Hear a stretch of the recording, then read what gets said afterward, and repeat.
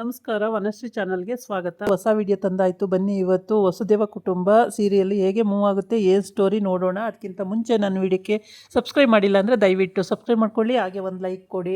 ಇಲ್ಲಿ ಪೋಸ್ಟರು ಅಂದರೆ ವಂಶಿವು ಪೋಸ್ಟರ್ ಮಾಡಿಸ್ಬಿಟ್ಟು ಎಲ್ಲ ಕಡೆ ಪೋಸ್ಟರು ಅಂಟಿಸ್ತಾ ಇದ್ದಾರೆ. 20% ಡಿಸ್ಕೌಂಟು, ಫುಡ್ಡು ಡೆಲಿವರಿ 20% ಡಿಸ್ಕೌಂಟು ಅಂತೇಳಿ ಅವನದೇ ಫೋಟೋ ಹಾಕಿ ಎಲ್ಲ ಬೀದಿಲೂ ಅಂಟಿಸ್ತಾ ಇದ್ದಾರೆ. ಎಲ್ಲ ಕಡೆನೂ ಅಂಟಿಸಾಗಿದೆ. ಇವಾಗ ಬೆಳಿಗ್ಗೆ ವಾಕ್ ಹೋಗ್ತಾನೆ ವಂಶಿ. ವಾಕ್ ಹೋದಾಗ ಅವನ್ನ ನೋಡಿರಲ್ಲ. ಆದರೆ ಇಬ್ಬರು ಹುಡುಗರು ಇವ್ರು ಬರ್ತಾ ಇದ್ದಾರಲ್ಲ, ಇವ್ರು ಅಲ್ವಾ ಅಲ್ಲಿ ಪೋಸ್ಟಲ್ಲಿದ್ದಾರಲ್ಲ ಅವರೇ ಅಲ್ವೇನೋ, ಬ್ಯಾನರಲ್ಲಿದ್ದಾರೆ ಅವರೇ ಅಲ್ವೇನೋ ಅಂದ್ಕೊಂಡು ಮಾತಾಡ್ಕೊಂಡು ಹೋಗ್ತಾರೆ. ಆವಾಗ ಮತ್ತೊಂದು ರೌಂಡ್ ಬಂದಾಗ ಅವ್ರನ್ನ ನಿಲ್ಲಿಸ್ಬಿಟ್ಟು ಕೇಳ್ತಾನೆ ವಂಶಿ, ನೀವೇನೋ ಆಗಲೇ ಮಾತಾಡ್ಕೊ ಹೋಗ್ತಿದ್ರಲ್ಲ ಏನು ಅಂತೇಳಿ. ಅಲ್ಲ, ಅಲ್ಲಿ ಬ್ಯಾನರ್ ಹಾಕಿದಾರಲ್ಲ ಸರ್, ಅದರಲ್ಲಿ ನಿಮ್ಮದೇ ಫೋಟೋ ಇದೆ, ಅದಕ್ಕೆ ಮಾತಾಡ್ಕೊಂಡು ಹೋಗ್ತಾಯಿದ್ದು ಅಂತ. ನನ್ನ ಫೋಟೋ ಇದೆಯಾ ಅಂತೇಳ್ಬಿಟ್ಟು ಅವ್ರನ್ನ ಬಿಟ್ಟು ಈ ಕಡೆ ಬರ್ತಾನೆ. ಫುಲ್ ಅವನದೇ ಫೋಟೋ ಇದೆ. ಸುಮಾರು ಒಂದಲ್ಲ ಎರಡಲ್ಲ ಎಷ್ಟೋ ಫೋಟೋಗಳು ಮಾಡಿಸಿ ಎಲ್ಲ ಕಡೆ ತೆಗ್ಲಾಕ್ಬಿಟ್ಟಿದ್ದಾಳೆ. ಫಸ್ಟೇ ಗೀತಾ ಕುಮಾರ ಅವ್ರು ಹೇಳ್ತಾರೆ, ವಂಶಿಗೆ ಹೇಳಿದೀಯಾ, ವಂಶಿಗೆ ಹೇಳು ಅಂತ. ನಾನು ನೋಡ್ಕೋತೀನಿ ಪರವಾಗಿಲ್ಲ ಅಂತ ಹೇಳ್ಬಿಟ್ಟಿರ್ತಾಳೆ ಸ್ವಾತಿ. ಹಾಗಾಗಿ ಅವ್ರು ಸುಮ್ಮನಾಗ್ತಾರೆ. ಈಗ ಎಲ್ಲ ಕಡೆ ಪೋಸ್ಟರ್ ಅಂಟಿಸ್ತಾವಳೆ, ಇನ್ನೂ ಅಂಟಿಸೋದಿದೆ. ಆಮೇಲೆ ಸರಿ ಮನೆಗೆ ಹೋಗ್ತಾರೆ. ಅಂಟಿಸ್ಬಿಟ್ಟು ಮನೆಗೆ ಹೋದಾಗ ಅವ್ರಿಗೆ ಹೋಗ್ತಾಳೆ. ಅಲ್ಲೇ ಸತಾಪತ ಆ ಕಡೆ ಈ ಕಡೆ ವಾಕ್ ಮಾಡ್ತಾ ಇರ್ತಾಳೆ. ಆ ಕಡೆಯಿಂದ ಈ ಕಡೆಯಿಂದ ಆ ಕಡೆ ಸ್ವಾತಿ. ಇವನಿನ್ನೂ ವಾಕಿಂದ ಬಂದಿರಲ್ಲ. ಹಂಗಾಗಿ ಆಮೇಲೆ ಅಜ್ಜಿ ಬರ್ತದೆ.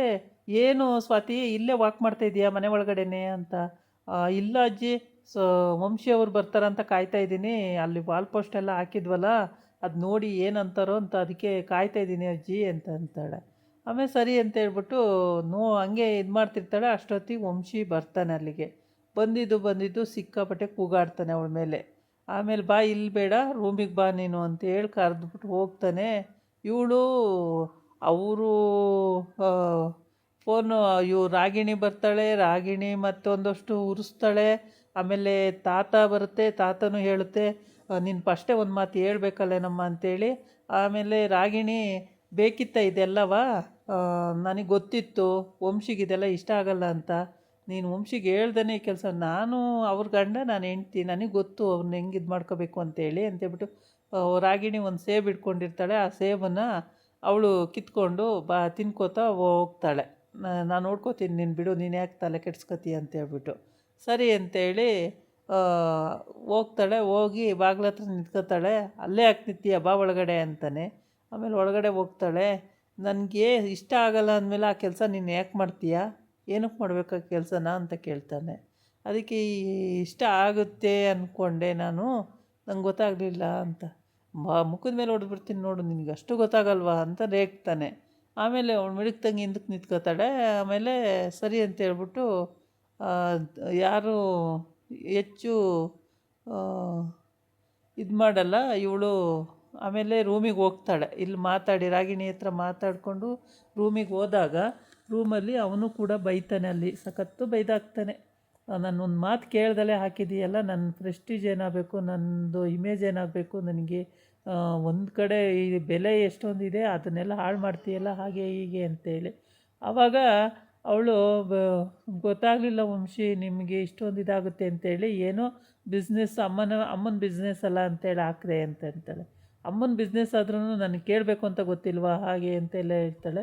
ಆಮೇಲೆ ಅಜ್ಜಿನೂ ಬಂದು ಅಲ್ಲಿ ಅವನು ವಂಶಿ ಹಂಗೆಲ್ಲ ಹೇಳಿ ಕಳಿಸ್ತಾನೆ.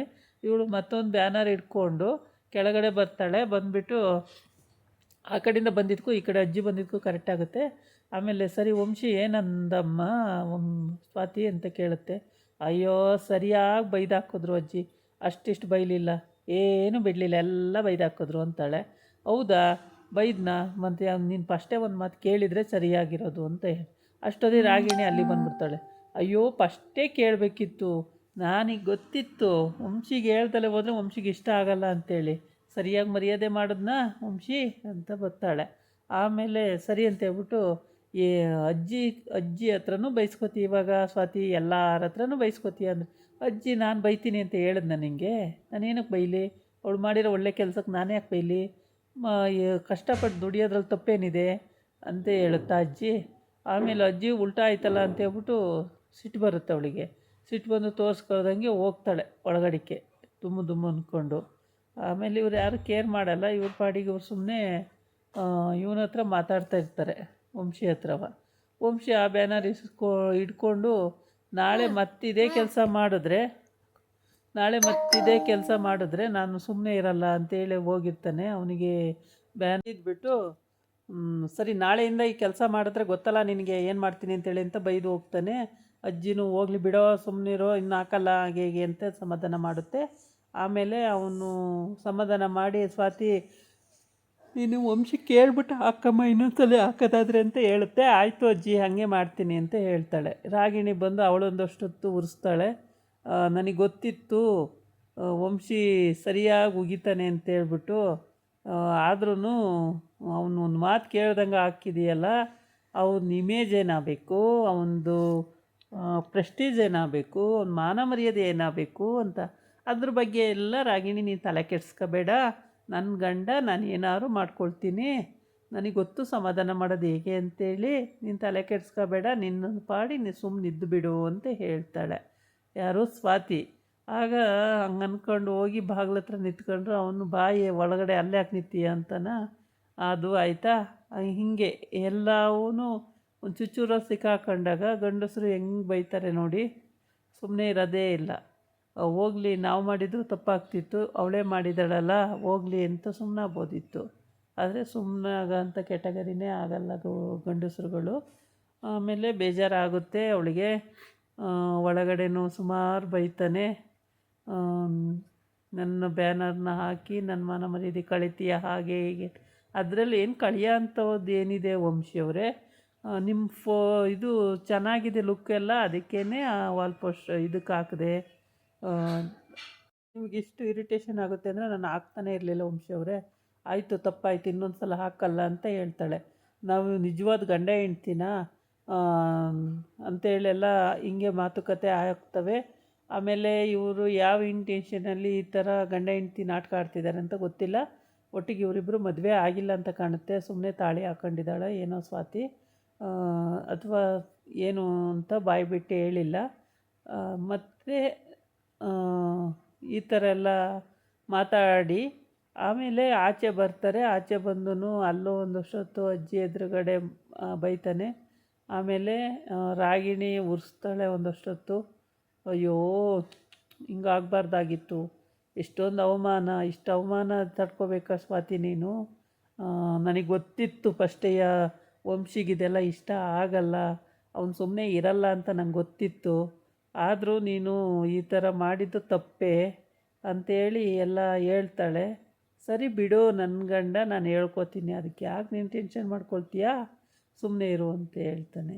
ಆಮೇಲೆ ಅಲ್ಲಿ ತಾತನ ಹತ್ರ ಬಂದು ಹೇಳ್ತಾಳೆ ರಾಗಿಣಿ, ತಾತ ಹಿಂಗೆ ಮಾಡಿ ವಂಶಿ ಸರಿ ಬೈತಿದ್ದಾನೆ ಸ್ವಾತಿಗೆ ಅಂತ. ಸ್ವಾತಿ ಒಂದು ಮಾತು ಕೇಳಬೇಕಿತ್ತು, ಅವಳು ಕೇಳ್ದಲ್ಲೇ ಹಾಕಿದ್ದು ತಪ್ಪು. ಬ್ಯಾನರ್ನ ಹಾಕಬೇಕಾದ್ರೆ ಅವ್ರ ಪರ್ಮಿಷನ್ ಇಲ್ದಲ್ಲೇ ಹಾಕಬಾರ್ದು, ಹಾಕೋದೋ ಬೇಡವ ಅಂತ ಕೇಳ್ಬಿಟ್ಟು ಹಾಕಬೇಕು. ಏನಪ್ಪ ಇದೆಲ್ಲ ಇಷ್ಟು ತಿಳುವಳಿಕೆ ಇದ್ದು ಅಷ್ಟು ಗೊತ್ತಾಗಲ್ವ ಅಂತೆಲ್ಲ ಆ ತಾತನೂ ಹೇಳುತ್ತೆ. ಅನುಭವಿಸ್ತಾರಲ್ವ, ಗೊತ್ತಿರುತ್ತೆ ಅವರಿಗೆ. ಕೇಳ್ಬಿಟ್ಟು ಹಾಕಬೇಕು, ಹಂಗೆ ಹಾಕಬೇಕು ಅಂತೇಳಿ. ಹಂಗಾಗಿ ಹೆಚ್ಚಿಗೆ ಏನು ಮಾತಾಡೋಕ್ಕೆ ಹೋಗಲಿಲ್ಲ, ಅಷ್ಟಂತೂ ಸುಮ್ಮನಾಯಿತು. ಈ ಕಡೆ ಬಂದು ಅವನ ಚಿಕ್ಕಮ್ಮ ಮತ್ತು ತಾತ ಅಜ್ಜಿ ಅವನು ಹುಡುಗಿ ಇಷ್ಟು ಜನ ಅಲ್ಲಿ ನಿಂತ್ಕೊಂಡಿರ್ತಾರೆ. ಇದಾಗಿತ್ತು ಇವತ್ತಿನ ವಿಡಿಯೋ. ನಾಳೆ ಇನ್ನೊಂದು ವಿಡಿಯೋ ಜೊತೆ ಬರ್ತೀನಿ. ನಮಸ್ಕಾರ.